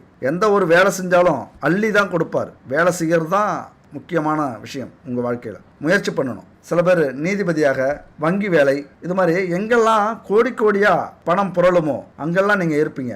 மீடியாக்களில், அரசியல்வாதியாக, இன்னும் சொல்லப்போனால் உலகத்தில் இருக்கிற எல்லா தொழிலுமே கோடிகளில் புரளக்கூடிய தொழில் தான். ஆனால் உங்களுக்குன்னு ஒதுக்கப்படுற தொழில் வாக்கால பேசிய சம்பாதிக்கக்கூடிய மார்க்கெட்டிங், ஆசிரியர் தொழில், பணம் செல்வங்கள் புரளக்கூடிய இடம், பேங்கு, இது மாதிரியான இடத்துல நீங்கள் வேலை செய்யும் போது, உங்கள் வேலையை அமைச்சிக்கும் போது மிகப்பெரிய வெற்றியை உங்களால் அடைய முடியும். அதாவது எப்படி வேணாலும் நம்ம வேலை செஞ்சு வாழ்க்கையில் முன்னேறலாம் அப்படின்னு நினச்சிங்கன்னா ரொம்ப கஷ்டம். உங்களுக்கான தொழில் எது, உங்களுக்கான வேலை எது, உங்கள் ராசியில் 10ஆம் வீடு, தொழிலை சொல்லக்கூடிய 10ஆம் வீட்டில் என்ன இருக்குது, எந்த கிரகம் இருக்குது, அதெல்லாம் வச்சு தான் நீங்கள் தொழிலை டிசைட் பண்ணணும். அப்படி டிசைட் பண்ணிட்டீங்க அப்படின்னா கண்டிப்பாக நீங்கள் உழைக்கிற உழைப்புக்கு முழு பலனையும் உங்களால் அடைய முடியும். நீங்கள் வேணால் நினைக்கலாம் எந்த தொழிலாக இருந்தாலும் உழைச்சா ஜெயிக்க போகிறோம் அப்படின்ட்டு. ஆண்டவன் என்ன எழுதி வச்சிருக்காரோ அந்த தொழிலை செய்யும் போது உங்களால் ஜெயிக்க முடியும். இதை மட்டும் நீங்கள் நல்லா புரிஞ்சுக்கணும். சாதாரணமாக இல்லை, அடி மனசில் வச்சுக்கங்க. எதெல்லாம் உங்கள் முயற்சி இல்லாமல் உங்கள் வாழ்க்கையில் உங்களை தேடி வந்ததோ அதெல்லாம் ஆண்டவன் கொடுத்த பரிசு. எதையெல்லாம் உழைச்சி போராடி உண்மையா சேர்த்தீங்களோ, அடைஞ்சிங்களோ, அதெல்லாம் உங்களுடைய வாழ்வுக்கும் துன்பத்துக்கும் கர்மாவுக்கும் கிடைச்ச மூலதனம், ஆதாரம், உங்களுடைய சொத்து. ஆண்டவன் கொடுத்த பரிசை நம்ம சொத்துன்னு வச்சுக்க கூடாது. அதை தான தர்மம் செய்யறது சிறந்த சிந்தனை. தான தர்மம் செய்யறதுக்கு புண்ணியம் வேணும், அதெல்லாம் கொடுத்து வச்சிருக்கணும். அப்படி ஒரு வாய்ப்பு நமக்கு கிடைச்சிருக்கு, அதை நம்ம தான தர்மம் செஞ்சிருவோம் அப்படின்னு செஞ்சிடணும். நம்ம போராடி நேர்மையா சம்பாரிச்ச சொத்தை பத்திரப்படுத்தி வச்சுக்கணும். அதை கண்ணாப்பின்னு செலவு பண்ணக்கூடாது. ஆடம்பரமா வாழலாம், உல்லாசமா வாழலாம், அதே நேரத்தில் சிந்திச்சு செயல்படுத்தணும். அந்த சொத்தை நீங்க என்ன வேணாலும் செய்யலாம், சொத்துக்கள் சேர்ந்துகிட்டே தான் இருக்கும். எவ்வளவு செலவு பண்ணாலும் அந்த சொத்து உங்களுக்கு சேர்ந்து கொண்டே இருக்கும். வாழ்க்கை ஒரு வட்டம் மாதிரி உங்களை தான் சுத்தி சுத்தி வரும். யாராலையும் அழிக்க முடியாது, அதை யாராலையும் கெடுக்க முடியாது. அந்த சொத்து உங்களை மட்டும் இல்ல, நேர்மையா உண்மையா உழைச்சி கிடைக்கக்கூடிய சொத்து 7 தலைமுறைக்கும் கூடவே வரும். அதனால எல்லாருமே இப்படிதான் நேர்மையா உழைச்சி போராடி சம்பாதிக்கிறாங்களா, முன்னேறாங்களா அப்படின்னா இங்கதான் கர்மா நம்முடைய வாழ்க்கையில முன்னாடி வந்து நிக்குது. கடந்த கால கர்மா எப்படியோ, நாம வாழ்ந்த வாழ்க்கை எப்படியோ, நாம என்ன விதைச்சோமோ அதுதான் இந்த ஜென்மத்துல இந்த வாழ்க்கையில வந்து அமையும். அதனால நம்முடைய செயல்கள் நல்லதை செய்யணும், நல்லதை கொடுக்கக்கூடியதா இருக்கணும், 4 பேருக்கு உதவியா இருக்கணும். அதுக்கு என்ன பண்ணணும்? முதல்ல இறைவன் மேல நம்பிக்கை வைக்கணும், அன்பை செலுத்தணும். இரண்டாவது, எந்த ஒரு பாவ செயலும் செய்யறதுக்கு முன்னாடி சிந்திக்கணும், பயப்படணும். இது எப்போதுமே நமக்கு திரும்பி கிடைக்கக்கூடிய பாவங்கள். அதனால நம்ம வாழ்ற வாழ்க்கையில ஒழுக்கத்துல சிறந்து யார் எங்க கொண்டு போய் விட்டாலும், எந்த கெட்ட விஷயத்துல சேர்த்து விட்டாலும் நம்முடைய புத்திக்கு வெளில வந்துடணும். இதுதான் இனிமே நடக்கக்கூடிய கர்மாவுக்கு நாம செய்யக்கூடிய நல்ல விஷயங்கள். நமக்கு இனிமே நல்லது நடக்கணும் அப்படின்னா ஒவ்வொரு நிமிஷமும் பார்த்து பார்த்து நடக்கணும். அப்ப இது மாதிரியான விஷயங்களை கடைபிடிச்சோம் அப்படின்னா புதிய பாவங்களை சேர்த்துக்காம பழைய பாவங்களுக்கு நம்ம அனுபவிக்க ஆரம்பிச்சோம் அப்படின்னா சீக்கிரம் அதை அனுபவிச்சு முடிச்சிடலாம். புதிய கர்மவனையை நம்ம சேர்த்துக்க கூடாது. அப்ப இந்த நிமிஷத்துல இருந்து நீங்க முடிவு பண்ணணும். வாழ்க்கையில ஜெயிக்கணும், செல்வங்களை சேர்க்கணும், அந்த செல்வம் 7 தலைமுறைக்கு நிலைச்சு நிற்கணும் அப்படின்னா நேர்மை, உண்மையான உழைப்பு, 4 பேருக்கு உதவி, இந்த 3 மட்டும் கடைபிடிச்சிங்க. அது கூடவே ஆன்மீக சிந்தனை. ஏன் இது 3க்குள்ளார வராது அப்படின்னா அது பொதுவாகவே எல்லா விஷயத்திலையுமே இருக்கணும். அப்பதான் அங்க ஒரு திருப்தி கிடைக்கும் நமக்கு. அதனால கடவுள் மேல அன்பு, மரியாதை, நம்பிக்கை இதெல்லாம் வச்சு பாவ செயலை தவிர்த்தோம், ஒழுக்கமா வாழ்க்கையில வாழ்ந்தோம் அப்படின்னா நம்மளை யாராலையும் தடுக்க முடியாது, நம்ம ஜெயிக்கிறத யாராலையும் கெடுக்க முடியாது. இதெல்லாம் கடைபிடிக்கணும் அப்படின்னா கடவுள் மேல பக்தி இருக்கணும். அந்த பக்தியை நமக்கு உதவி செய்யும். இந்த கர்மாவுடைய பிடியில சிக்கி இதுதான் தலைவிதி அப்படின்னு கஷ்டப்படாம துன்பப்படாம இந்த விதியவும் இந்த கர்மாவையும் நம்ம நீக்கலாம். நாமளும் நம்ம வாழ்க்கையில ஜெயிக்கலாம். நமக்கான வாய்ப்பும் இன்னும் 100% இருக்கு, கொஞ்சம் கூட குறையல அப்படின்னு நம்பிக்கை இருக்கும்போது கண்டிப்பா உங்க வாழ்க்கையில ஜெயிப்பீங்க. அதுக்கு தான் இந்த ஆன்மீக சிந்தனை நம்ம வாழ்க்கையில மிக மிக முக்கியம். இந்த ஜோதிட சாஸ்திரத்துல சொல்லி இருக்கிறது வழிபாட்டு முறைகள் ரொம்ப முக்கியமானது. நம்ம தலையெழுத்த கண்ணாப்னான்னு ஆண்டவன் எழுதி வச்சிருந்தாலும், பிரம்மன் எழுதி வச்சிருந்தாலும், அதை ஒருமுகப்படுத்துறதுக்கு இறைவனே நமக்கு புத்தியவும் கொடுத்திருக்கார், மதியவும் கொடுத்திருக்கார். அதனால அந்த நம்பிக்கையோட விதி எப்படி விளையாண்டாலும் நம்முடைய மதியால நிதானமா பொறுமையா ஆன்மீக பலத்தோடு எந்த கடவுளை எந்த தெய்வத்தை எப்படி வணங்கணும் அப்படிங்கறத தெரிஞ்சுக்கிட்டு ஒவ்வொரு நாளும் இதை நம்ம கடைபிடிக்கணும் அப்படின்னா கண்டிப்பா வெற்றி நம்ம பக்கம்தான். அதனாலதான் இங்க கடவுளோட கோவிலோட பரிகாரங்களையும் நம்ம சொல்லிட்டு இருக்கோம். பல அற்புதமான சக்தியை கொண்டதுதான் நம்முடைய பிரபஞ்சம். இந்த பிரபஞ்சத்தை நம்ம முழுசா நம்பி எந்த செயல்ல ஈடுபடுறோமோ, எது நமக்கு கிடைக்கணும்னு நினைக்கிறோமோ அது கண்டிப்பா நமக்கு கிடைக்கும். கண்டிப்பா வெற்றியை அடைய முடியும். இந்த பிரபஞ்சம் நீ எதை செய்யறியோ அதே திருப்பி கொடுக்கும். அது உங்க உடலுக்கும் பொருந்தும். எல்லாரும் சொல்லுவோம் அண்டத்துல இருப்பதுதான் பிண்டத்தில் இருக்கு அப்படின்னு சொல்லுவாங்க. அதனால நம்ம உடலும் ஒரு பிரபஞ்சம் தான். எப்படி இந்த பிரபஞ்சத்துக்கு எல்லையே இல்லையோ அந்த மாதிரி நம்முடைய உடலுக்கும் எல்லை இல்லை. ஏன்னா நம்ம உடம்புல இருக்கிற மனசு இருக்குல்ல, அதுக்கு எல்லை உண்டா? நினைச்சு பாருங்க. இந்த மனசு எங்க வேணாலும் போகும், இந்த பிரபஞ்சத்தோட எல்லைக்கு வேணாலும் போகும். நம்ம கடவுள், தெய்வம், ஆன்மீகம் இதெல்லாம் எதை வச்சு வணங்குறோம்? இந்த பிரபஞ்சத்துடைய எல்லை தான் அந்த இறைவன். அப்ப இந்த பிரபஞ்சமும் நம்முடைய உடலும் மனமும் ஒண்ணு. அதனால நம்முடைய உடலை ரொம்ப பாதுகாக்கணும். உங்க ராசியை பொறுத்த வரைக்கும் முறையான உணவு ரொம்ப முக்கியம். முறையான உணவை நீங்க சாப்பிடல அப்படின்னா ஆரோக்கியம் கெடும். இதுதான் மனசுக்கும் உடலுக்கும் உள்ள ஒரு ஒற்றுமை. இதுதான் பிரபஞ்ச விதி. அதனால ஆன்மீக ரீதியா செய்யக்கூடிய எந்த ஒரு பரிகாரமும் இந்த பிரபஞ்சத்தோட தொடர்புடையது. நல்லா புரிஞ்சுங்க. நம்ம வீட்டுல தீபம் ஏத்தி சூடம் ஏத்தி கும்பிடுறோம் அப்படின்னா இந்த பிரபஞ்சத்துக்கு தொடர்புடையது. அந்த பிரபஞ்சம் வரைக்கும் அது எட்டும். அந்த சக்தி உங்களுக்கு நேரா வந்து கிடைக்கும். இந்த பிரபஞ்சத்தை நம்ம நேரடியா தொடர்பு கொள்ளணும் அப்படின்னா நம்முடைய பூஜை முறை, பரிகார முறை, நம்முடைய தியானம், மந்திரம் இதுதான் காரணம். அது மட்டும் இல்ல, ஆன்மீக ரீதியா சொல்ற இந்த பிரம்ம முகூர்த்தம் அப்படிங்கிறது நேரடியா இந்த பிரபஞ்சத்தை தொடர்பு படுத்துறது, நேரடியா கடவுளை பார்க்கக்கூடிய விஷயம், நேரடியா நம்முடைய எண்ணங்களை கொண்டு போய் சேர்க்கறதுக்கும் அந்த எண்ணங்களுக்கு பதில் கொடுக்க பிரபஞ்சம் தயாராகிறதுக்கும் ஒரு முன்னோடி தான் இந்த தியானம், மந்திரம், ஆன்மீக சிந்தனை. அதனால தயவு செஞ்சு பிரபஞ்சத்தை நம்புங்க, முழுமையா நம்புங்க. இங்க வந்து எந்த அளவுக்கு பிரபஞ்சத்தை நம்புறீங்களோ அந்த அளவுக்கு கடவுளை நம்புவீங்க. எந்த அளவுக்கு கடவுளை நம்புறீங்களோ அந்த அளவுக்கு உங்களை நம்புவீங்க. எந்த அளவுக்கு உங்களை நம்புறீங்களோ அந்த அளவுக்கு வெற்றி நிச்சயிக்கப்படும். எதை கேட்டாலும் நமக்கு வாரி வழங்கக்கூடிய வள்ளல் தான் இந்த பிரபஞ்சம். அதனால அந்த பிரபஞ்சத்தை நம்ம வசப்படுத்தினா மட்டும்தான் நம்ம வாழ்க்கையில ஜெயிக்க முடியும். எதுக்கு இவ்வளவு பெரிய விஷயத்தெல்லாம் பேசிட்டு இருக்கீங்க பிரபஞ்சம், கர்மா அப்படின்லாம்? இங்க நம்பிக்கைங்கிறது ரொம்ப முக்கியம் இல்ல. எதுக்காக நம்ம நம்பணும் அப்படின்னு நீங்க கேட்கலாம். இந்த ஒரு புரிதல் வேணும், இந்த ஒரு ரகசியம், இதெல்லாம் ஒரு சூட்சமம் மாதிரி. எதுக்குமே ஒரு தொடர்பு வேணும்ல. நீங்க கோவிலுக்கு போங்க, தெய்வத்தை வணங்குங்க, உங்களுக்கு நல்லது நடந்துரும் அப்படின்னு சொல்றதை விட ஏன் கோவிலுக்கு போகணும்? இந்த பிரபஞ்சம்னா என்ன? இந்த பிரபஞ்சத்துக்கும் தெய்வத்துக்கும் என்ன தொடர்பு? இந்த தெய்வத்துக்கு நமக்கு என்ன தொடர்பு ஏற்படும்? எல்லாத்துக்கும் ஒரு காரணம் இருக்குல்ல. அதனாலதான் இந்த விஷயத்தெல்லாம் நம்ம தெளிவா சொல்றோம். இதை புரிஞ்சிக்காம இந்த வீடியோ லாங்கா இருக்குன்னு பல பேர் சொல்லிட்டு இருக்கீங்க. அதை பத்தி நமக்கு கவலை இல்ல. உங்களுக்கு பிடிக்கல அப்படின்னா ஸ்கிப் பண்ணிட்டு வேற வீடியோ பாருங்க. டைம் கிடைக்கும் போது இந்த வீடியோ பார்க்கலாம். ஆனா இது எப்போதுமே இருக்கக்கூடிய வீடியோ, எத்தனை வருஷம் ஆனாலும். அது மாதிரி வாரி வழங்கக்கூடிய இந்த பிரபஞ்சத்தை நம்ம எப்படி அணுகிறோம் அப்படிங்கிறது ரொம்ப முக்கியம். போய் நின்றுகிட்ட பிரபஞ்சமே எனக்கு எல்லாத்தையும் கொடுத்துறாது. அதுக்குன்னு ஒரு முறை இருக்கு. அதுதான் இந்த பரிகார முறை, பூஜை முறை, தியான முறை, மந்திர முறை. அதனால இந்த உலகத்துல பிறக்கிற ஒவ்வொருத்தருமே ஏதோ ஒரு வித கர்மாவால தான் நம்ம மீண்டும் பிறப்படுத்திருக்கிறோம். நல்லா புரிஞ்சுக்கங்க. ஏதோ விட்ட குறை தொட்ட குறை, எங்கேயோ தப்பு பண்ணி அதை சரி பண்ணி அப்புறம் தப்பு பண்ணி சரி பண்ணி மீண்டும் மீண்டும் பிறப்படுத்திக்கிட்டே இருக்கும். புல்லாகி பூண்டாகி புழுவாய் மரமாகி பல்விருகமாகி பறவையாய் பாம்பாகி கல்லாய் பேயாய் கணங்களாய் வல்லசுரராகி அப்படிங்கிறது மாதிரி நம்ம ஏதோ ஒரு பிறப்பை எடுத்துக்கிட்டே இருக்கோம். அதுக்கெல்லாம் காரணம் கர்மா. ஒவ்வொரு பிறப்புக்கும் பின்னாடி ஏதோ ஒரு சாபம் இல்லைன்னா வரம் கண்டிப்பா இருக்கும். அதையெல்லாம் முறைப்படுத்தணும் அப்படின்னா நம்ம வாழ்க்கையை முறைப்படுத்தணும், ஆன்மீகத்துல பயணம் செய்யணும். அதுக்கப்புறம் தான் நம்ம வாழ்க்கையில ஜெயிக்க முடியும். வாழ்க்கையில ஜெயிச்சா மட்டும்தான் அங்க மரியாதை. ஒரு முறை வேணா ஜெயிச்சு பாருங்க.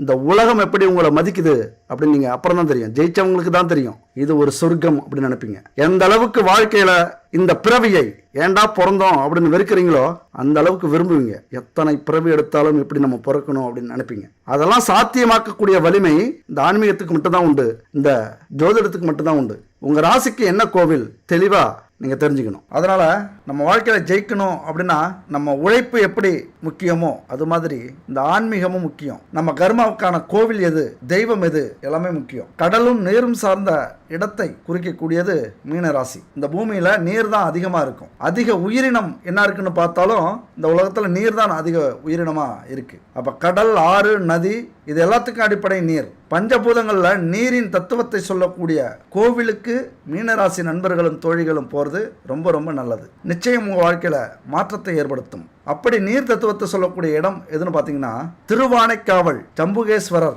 ஆலயம் தான். கருவறையிலேயே நீர் ஏறும் இறங்கும். இந்த தளத்தில் இருக்கிற அம்பாள் சகல உலகையும் ஆள்றதா ஒரு ஐதீகம் உண்டு. அகிலாண்டேஸ்வரி அப்படிங்கிற பெயரோட இங்க அருள் பாலிக்கிறாள். மீனராசியில பிறந்த என் நண்பர்களும் தோழிகளும் திருச்சிக்கு பக்கத்தில் இருக்கிற திருவானைக்காவல் ஜம்புகேஸ்வரரை சென்று வணங்கிவிட்டு வாருங்கள். இந்த கடல் அளவு அருளை பெற்று உங்க வாழ்க்கையில் நீங்க ஜெயிப்பீங்க. அடுத்தது நட்சத்திரத்துக்கான கோவில் இது அப்படின்னு பார்த்தோம்னா பூரட்டாதி 4ஆம் பாதத்து நண்பர்களும் தோழிகளும் பழனியில் இருக்கிற ஸ்ரீ தண்டாயுதபாணியை போயிட்டு வணங்கிட்டு வாங்க. அதாவது இந்த திருவானைக்காவல் ஜம்புகேஸ்வரரையும் வணங்குங்க. இப்போ இந்த நட்சத்திரத்தில் நீங்கள் பிறந்ததால பழனி கோவிலுக்கும் போயிட்டு வாங்க. முருகப்பெருமானை வணங்கிட்டு வாங்க. அதுபோல் உத்திரட்டாதி நட்சத்திர நண்பர்களும் ஜம்புகேஸ்வரர் கோவிலுக்கு போங்க. அதோடு சேர்த்து இந்த மருதமலை முருகப்பெருமான் அங்கே போயிட்டு வாங்க. அடுத்தது ரேவதி நட்சத்திர நண்பர்கள் ராசி கோவிலுக்கும் போங்க. திருவனைக்காவல் ஜம்புகேஸ்வரர் கோவிலுக்கும் போங்க. அது கூடவே கும்பகோணத்தில் அருள்பாலிக்கும் சீதப்பிராட்டி உடனுரை ராமசாமி கோவிலுக்கு போயிட்டு வாங்க. வீணை ஏந்திய ஆஞ்சநேயரோட அங்கே இருப்பார் ராமபிரான். அந்த கோவிலுக்கு உங்கள் வாழ்க்கையில் ஒரு முறையாவது போயிட்டு வாங்க. மீனராசி நண்பர்களும் தோழிகளும் இந்த கோவிலுக்கெல்லாம் போயிட்டு வாங்க. உங்களுக்காக காத்திருக்கிற கோவில். நினச்ச நேரத்தில் போக முடியாது. இந்த நேரத்தில் முயற்சி பண்ணி பாருங்கள். உங்கள் வாழ்க்கையில் எப்படியாவது முயற்சி பண்ணி இந்த கோவிலுக்கெல்லாம் போயிட்டு வந்துடுங்க. கண்டிப்பாக மிகப்பெரிய மாற்றத்தை உங்களால் அடைய முடியும். அப்போ தான் வாழ்க்கைன்னா என்ன, இந்த பிரபஞ்சம்னா என்ன, ஒரு பிடிப்பு, ஒரு புரிதல் உங்களுக்கு டக்குன்னு வந்துடும். இந்த பிரபஞ்சத்துடைய அருள் உங்களுக்கு கிடைக்கும். அடுத்தது பரிகாரங்களை பொறுத்த வரைக்கும் எல்லாரும் சொல்லுவாங்க சாஸ்திரத்தில் பரிகாரம்லாம் சொல்லல. பரிகாரம்னு ஒன்று ஜோதிட சாஸ்திரத்துல இல்லை. அதெல்லாம் இல்லாமலா இத்தனை கோவில்கள் இருக்கு, இவ்வளவு தான தர்மங்கள் செய்ய சொல்றாங்க, ஒவ்வொரு கோவில்லையும் தர்மங்கள் செஞ்சிட்டு இருக்காங்க. கண்டிப்பா பரிகாரங்கள் இருக்கு. ஜோசியக்காரங்களே நிறைய பேர் பரிகாரங்கள் இல்லை அப்படின்னு சொல்லிட்டு இருக்காங்க. இதுதான் ரொம்ப ஆச்சரியமா இருக்கு. கண்டிப்பா பரிகாரங்கள் அப்படிங்கிறது இல்லாம எதுவுமே இல்லை. ஆனா பரிகாரமா நம்ம என்ன செய்யணும் அப்படிங்கறதா முக்கியம். ஒரு கஷ்டம் வருது அப்படின்னா அதுக்கு ஈடான பரிகாரங்கள் செய்யும் போதுதான் அதுக்கு பரிகாரமா அமையும். கஷ்டங்கள் பலமா இருக்கு, துன்பங்கள் பலமா இருக்கு, அதை போக்குறது ஈஸியா ஒரு பரிகாரத்தை எடுத்துக்கிட்டோம் அப்படின்னா அது தப்பா போயிடும். அந்த பரிகாரம் பலிக்காது. இந்த விஷயத்தை தான் நீங்க புரிஞ்சுக்கணும். நோயின்னு இருந்தா அதுக்கு மருந்து அப்படிங்கிறது கண்டிப்பா உண்டு, இல்லாமலா இருக்கும். ஆனா எந்த மருந்து அப்படிங்கிறது தான் பரிகாரத்துல மிக முக்கியமானது. இங்கேயும் சில முக்கியமான விஷயம் உண்டு. நோய்களை கட்டுப்படுத்தலாமே தவிர சில நோய்கள் சுத்தமா கட்டுப்படுத்த முடியாது, தீராது. வாழ்க்கை முழுவதும் அந்த நோய்களுக்கான மருந்து நம்ம சாப்பிட்டு தான் இருக்கணும். அப்படி சில நோய்கள் இருக்கு. அந்த நோய்களுக்கெல்லாம் அதிக காலம் பிடிக்கும். சில நோய்க்கு உடனே சாப்பிட்டா உடனே சரியாயிடும். சில நோய்க்கு அதிக காலம் பிடிக்கும். அதிக காலம் மருந்து சாப்பிட வேண்டியது இருக்கும். ஏன் சாவர வரைக்கும் கூட மருந்து சாப்பிட்டுட்டே இருக்கணுங்கிற சூழ்நிலை வரும். சில நோய்களுக்கு மருத்துவமே இல்லை. இதை ஒரு எடுத்துக்காட்டா வச்சுங்க. அப்படிதான் பரிகாரங்களும். அப்ப என்ன பண்ணணும்? அதுக்கெல்லாம் காரணம் என்ன? நம்முடைய கர்மா தான். நாம செஞ்ச அந்த கொடுமைகள் தான் இன்னைக்கு இது மாதிரியான கஷ்டங்கள்லாம் நம்ம அனுபவிக்கிறோம். அப்ப அதுக்கான பரிகாரங்கள் எது மாதிரி நம்ம செய்யணும் அப்படிங்கிறத பார்த்து செய்யணும். அதாவது தெரிஞ்சே செஞ்ச தவறுகள், துரோகங்கள், பாவங்களுக்கெல்லாம் என்னைக்குமே பிராயச்சித்தமே இல்லை. ஆனா மரணத்துக்கு ஈக்குவலான பரிகாரங்களை எடுத்துக்கிட்டீங்க அப்படின்னா கண்டிப்பா அதுல கூட உங்களுக்கு விடுதலை உண்டு. அதனால எந்த ஒரு துன்பத்திலிருந்தும் ஈஸியா தப்பிக்கணும் அப்படின்னு நினைக்காம மனசு வருந்தி வரக்கூடிய தண்டனையை ஏத்துக்கிறதுக்கு நீங்க தயாரா இருந்தீங்க அப்படின்னா இறைவன் கண்டிப்பா மன்னிப்பார். ஓடி ஒளிஞ்சிங்க அப்படின்னா துரத்துவார். அவ்வளவுதான். கடைசி வரைக்கும் மன்னிக்கவே மாட்டார். அப்ப நம்மளா ஏத்துக்கிட்டு அந்த பரிகாரத்தை நம்ம செய்யணும். மனம் வருந்தி செய்யணும். எவ்வளவு பெரிய பாவங்கள் தெரிஞ்சே செஞ்சாலும் பரிகாரத்தால சரி பண்ணிடலாம். பணத்தால, யாகங்களால, மந்திரங்களால அல்லது ஆண்டவனுக்கு வெள்ளி, தங்க காசு, ஆபரணங்கள், பணம் கொட்டுனா பரிகாரம் செஞ்சா சரியாயிடும், ஆண்டவனை திரும்பி பார்க்க வச்சிடலாம் அப்படின்னு நினைச்சா கண்டிப்பா முடியாது. பாவங்களை கரைக்கிறதுக்கு ஒரே வழி மனம் வருந்துறது தான், கண்ணீர் தான். நம்மளால அடுத்தவங்க அழுதா அது பாவம். மனம் மருந்தி நாமளே அழுதா அது பரிகாரம். அதுதான் தீர்வு. தயவு செஞ்சு இதை நீங்க புரிஞ்சுக்கணும். எதிர்பார்க்காத நடக்கிற எல்லா விஷயங்களும் தோஷம் தான், பிரச்சனைகள் தான், துன்பங்கள் தான். வர துன்பங்கள் எல்லாமே ஏதோ ஒரு வகையில் நமக்கு தோஷம் இருக்கு அப்படின்னு அர்த்தம். அந்த தோஷத்தை முழுசா நம்ம பரிகாரத்தால போய்க்கலாமா அப்படின்னா முடியாது. மிகப்பெரிய ஹோமங்களோ பரிகாரங்களோ செஞ்சுதான் தோஷ நிவர்த்தி ஆக்கணும் அப்படின்லாம் இல்ல. எல்லா பரிகாரங்களும் பூஜைகளும் தோஷத்தோடைய தாக்கத்தை குறைக்கும். உங்க வாழ்க்கையில் நீங்க ஜெயிக்கணும், யாருக்கும் பயப்படக்கூடாது, எந்த தடையும் நமக்கு ஏற்படக்கூடாது, நல்லபடியா நல்ல வழியில சம்பாதிக்கணும் அப்படின்னா ஆன்மீக வழியில இந்த 2 விஷயங்களை கடைபிடிங்க. 2 விஷயங்கள், இதுதான் பரிகாரம். முதல்ல உங்க வீட்டை சுத்தமாக்கி தினமும் காலையிலயும் மாலையிலயும் பூஜை செய்யுங்க, விளக்கேத்துங்க. பூஜை அறையில பூஜைக்கு தேவையான பொருள் மிக மிக முக்கியமானது. ஏன்னா நேர்மறை சக்திகள் எந்த அளவுக்கு இருக்கோ அந்த அளவுக்கு தான் நம்ம வாழ்க்கையில ஜெயிக்க முடியும். கந்திஷ்டி, எதிர்மறை சக்திகள், பொறாமை, இதெல்லாம் நம்ம வீட்டை சுத்தி அடிக்கடி இருக்கும். அதெல்லாம் போக்கணும் அப்படின்னா நம்ம வீட்டுல எப்பொழுதுமே பூஜை அறையில நம்ம தீபம் ஏத்தி ஆகணும். அது மாதிரி அங்கிருந்து வரக்கூடிய வாசனைகள் எதிர்மறை சக்திகளை விரட்டி நேர்மறை சக்தியை கொண்டு வரணும். நம்ம வாழ்க்கையில ஆன்மீக சிந்தனை, அமைதி, தெளிவு, அன்பு, பொறுமை இதெல்லாம் தரக்கூடியது நம்முடைய பூஜை அறை தான். ஒரு 10 நிமிஷம் அங்க உட்காந்துட்டீங்க அப்படின்னா தெளிவா ஆயிடுவீங்க. அப்புறம் நடக்கிறது எல்லாமே தெளிவா இருக்கும், நீங்க செய்யறது எல்லாமே தெளிவா செய்வீங்க. அதனால பூஜை அறையை கவனமா வச்சுங்க.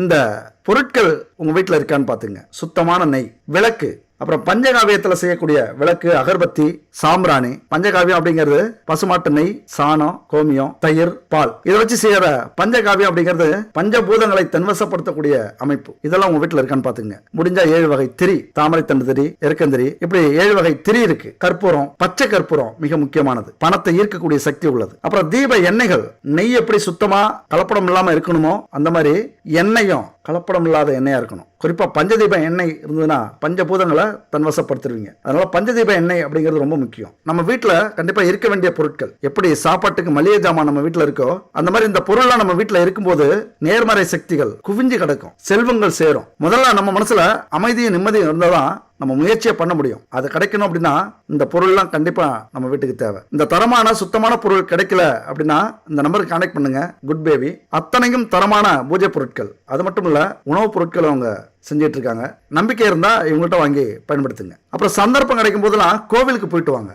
சொல்லப்போனா கோவிலுக்கு போக முடியல அப்படின்னாலும் உங்கள் ராசிக்கான கோவில்களை தேர்ந்தெடுத்துக்குங்க. எப்படி பாக்கெட்ல பணம் இல்லைன்னா ஏடிஎம் போய் ஆகணுமோ அந்த மாதிரி கஷ்டங்கள் வந்தா, நிம்மதியை இழந்தோம் அப்படின்னா கோவிலுக்கு போறத வழக்கமா நீங்க வச்சுங்க. இப்படிலாம் செஞ்சீங்க அப்படின்னா இதுதான் பரிகாரம். இந்த விஷயங்கள்லாம் தோஷத்தை குறைச்சிரும். இதுதான் வாழ்க்கையில ஒரு எளிமையான பரிகாரம் அப்படிங்கிறது இதுதான். இந்த உலகத்துல பொதுவாகவே எல்லாருமே திறமை உடையவங்க தான். ஆனா எல்லாரும் எல்லா விஷயத்திலையும் திறமையா இருக்க முடியாது. ஒவ்வொரு விஷயத்திலையும் ஒவ்வொருத்தவங்க திறமையா இருப்பாங்க. அப்ப அந்த திறமை எது அப்படின்னு அடையாளப்படுத்தி அதை கண்டுபிடிச்சு நம்ம வளர ஆரம்பிச்சிடணும். அந்த வழிமுறைகளை கண்டவர்கள் வெற்றியின் முதல் படி ஏறிக்கிட்டு இருக்காங்க. கடும் உழைப்பு அப்படிங்கிறது 2ஆம் படி தான். முதல் படினா என்ன தெரியுமா? 100 பேர் பிடிச்சு இழுத்தாலும், 1000 பேர் தடுத்தாலும், 1,00,000 பேர் உன்னால முடியாது, அதுக்கெல்லாம் நீ சரிப்பட்டு வர மாட்டேன்னு சொன்னாலும் என்னுடைய கனவை நிஜமாக்க, வாழ்க்கையில ஜெயிக்க என்னால மட்டும்தான் முடியும்னு எல்லாரையும் வரிசையில நிக்க வச்சுட்டு முதல் படி ஏறாம பாரு. அந்த முதல் படி தான் தன்னம்பிக்கை. அதுக்கப்புறம் தான் 2வது படி உழைப்பு. அப்புறம் அவமானம், கௌரவம், இதெல்லாம் அடுத்தடுத்த படிக்கட்டுகள் வரும். தோல்வி ஒரு படியில வரும். இந்த உலகத்துல எவ்வளவு திறமை இருந்தாலும் எவ்வளவோ முயற்சி பண்ணியும் தோத்து போறாங்க அப்படின்னா, தோத்தவங்க விழுந்து கிடக்காம மறுபடியும் எழுந்திருச்சு முயற்சி பண்றாங்க அப்படின்னா அதுதான் தன்னம்பிக்கை. ஆனா திறமையே இல்லாதவங்க தன்னம்பிக்கையோட முயற்சி பண்ணாங்க அப்படின்னா அங்கதான் கிடைக்கக்கூடியது தோல்வி, தோல்விக்கு மேல் அவமானம். அதனால தன்னுடைய தன்னம்பிக்கையை கெடுக்கிற மாதிரி யார் எது சொன்னாலும் அவங்கள ஒதுக்குங்க. குமரிக்கரையில திருவள்ளுவர் எப்படி நிக்கிறார் அந்த மாதிரி உயர்ந்த நில்லுங்க. தன்னம்பிக்கையோட பொறுமையும் தலைமை பண்புகளும் இருந்தா கண்டிப்பா வெற்றி நிச்சயம் உங்களுக்கு. பணம் சம்பாதிக்கிறது மட்டும் வெற்றி இல்ல, பணத்துக்கு அடுத்ததும் வெற்றி தோல்வி இருக்கு. நேர்மை, கௌரவம், சுயமரியாதை இதெல்லாம் கூட வெற்றி தோல்வியை நிர்ணயிக்கிறது தான், நிர்ணயிக்கக்கூடிய புள்ளிகள் இதெல்லாம். அதனால ஏழ்மையில நேர்மை அப்படிங்கிறது பாராட்டக்கூடியது. இங்க நேர்மை, உழைப்பு, ஆன்மீக சிந்தனை இது இருந்தாலே போதும், வெற்றி உங்களுக்கு தான். கண்டிப்பா நீங்க ஜெயிப்பீங்க வாழ்க்கையில. ஆனா நேர்மைக்கே ஏழ்மை பரிசு அப்படின்னா இந்த சமூகம் தவறான பாதையில போயிட்டு இருக்கு அப்படின்னு அர்த்தம். ஏழ்மையா இருக்கிறவன எப்பொழுதுமே அடக்கி வச்சிருக்கிறது, முன்னேற விடாம தடுக்கிறது. சமூகம் அப்படின்னா அடுத்த ஆள் இல்ல, நம்ம கூட இருக்கிறவங்களும் அப்படிதான் இருப்பாங்க. அப்போ இங்க எதிரி யாரு? நம்முடைய சமூகம் தான். அதனால நம்ம ஜெயிக்கணும்னா நாம எப்பொழுதுமே இப்படிதான், நம்மளால முடியாது, நமக்கு கொடுத்து வச்சது இவ்வளவுதான், நம்முடைய விதி இவ்வளவுதான் அப்படின்னு அலட்சியமா இல்லாம நம்மளால முடியும் அப்படின்னு நம்ம மேல நம்பிக்கை வச்சு இந்த சமூகத்துக்கு நம்ம யாருன்னு காட்டித்தான் ஆகணும். திருவள்ளுவருடைய ஊக்கம் உடைமை, ஆய்வினை உடைமை, இடுக்கண் அறியாமை, வினைத்திற்பம் இதெல்லாம் சொல்லக்கூடியது அப்படின்னா, துன்பங்கள் வரும்போது மனம் தளராமல் நகைத்து ஒதுக்குங்க. துன்பங்களை கடப்பதற்கு அதனை விட சிறந்த வழி எதுவுமே இல்ல. துன்பம் உங்களை சூழும் போது துவண்டு போவாதீங்க, அந்த துன்பத்தையே துன்பத்தில் ஆழ்த்தி அதை தோல்வி அடைய செய்யுங்க அப்படிங்கறதான் திருவள்ளுவர் சொல்லக்கூடிய பாடம். இது எல்லாத்தையும் நம்ம புரிஞ்சுக்கிட்டோம் அப்படின்னா நாம தான் இங்க கிங்கு. தலைவராகலாம், கோடீஸ்வரராகலாம், எல்லா வகையிலையும் உங்களை தகுதிப்படுத்துங்க. எங்களுக்கு இது வேணும், எங்களாலே முடியும், நாங்களும் இதுக்கு தகுதியானவர்கள் அப்படின்னு நீங்க தான் நிரூபிக்கணும். போராடுங்க, வெற்றி பெறுங்க. புகழோ இகழ்வோ இறைவன்கிட்ட ஒப்படைச்சிருங்க. ஒப்படைச்சிட்டு உங்களது பாதை இதுதான், போயிட்டே இருங்க. வெற்றி நிச்சயமா கிடைக்கும். நீங்களும் வாழ்க்கையில ஜெயிப்பீங்க.